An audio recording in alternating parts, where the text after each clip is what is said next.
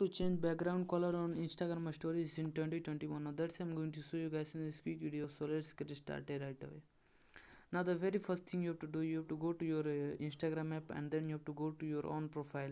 When you go to your own profile, you come to this page, and here what you have to do, you have to click on the add button in the top right corner, and then you have to click on the story, and then you can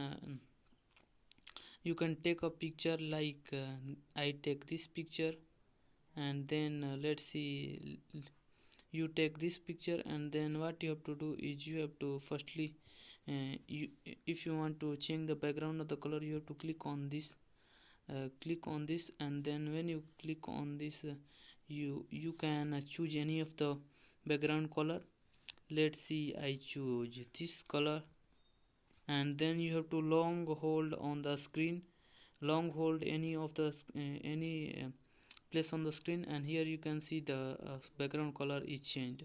Long hold until the color is changed, and the color is changed. So firstly what you have to do is you have to choose any of the stories, choose any of the photo post, and then what you have to do is choose any of the photo. Let's see, I choose this photo, and then you have to long hold until the uh, background is changed.